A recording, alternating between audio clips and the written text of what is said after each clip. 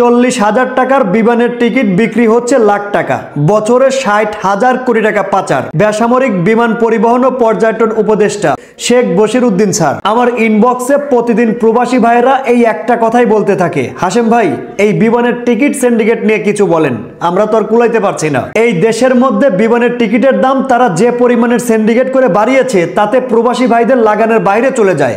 একটাবার চিন্তা করে দেখেন, 40,000 টাকার টিকিট, 40,000 টাকা দামের বিমানের টিকিট তারা লাখ টাকা এবং কি 1.5 লক্ষ টাকাও বিক্রি করে থাকে। এইটা কিন্তু আমার মুখের কথা না, এই কথাটাই বলেছেন শেখ বশিরউদ্দিন স্যার, বেসামরিক বিমান পরিবহন ও পর্যটন উপদেষ্টা। আর এইটার ভুক্তভোগী হচ্ছে প্রবাসী ভাইয়েরা। 40,000 টাকা দামের টিকিট তারা 1 থেকে 1.5 লক্ষ টাকা বিক্রি কইরা বছরে 60,000 কোটি টাকা পাচার করছে। এটা যেন একেবারে ওপেন সিক্রেট। দেখেন ভাই, যেখানে আমাদের প্রবাসী ভাইয়েরা কষ্ট করে নিজের পরিবার, আত্মীয় স্বজন, সন্তানকে রেখে প্রবাস থেকে এই দেশের জন্য রেমিটেন্স পাঠায়, সেইখানে আমরা প্রবাসী ভাইদের ন্যূনতম সুবিধা দিতে রাজি না, বরঞ্চ তাদেরকে কিভাবে ঘায়েল করা যায় সেইটারই চেষ্টায় আছি আমরা।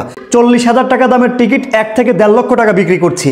এইটা কি দেখার কেউ আছে? এইটা কি সমাধান করার মতো কেউ আছে কিনা? আমার ইনবক্সটা খুললেই দেখা যায় প্রবাসী ভাইদের আত্মনাদ, হাশেম ভাই এই বিমানের টিকিট সিন্ডিকেটের হাত থেকে আমাদেরকে রক্ষা করেন।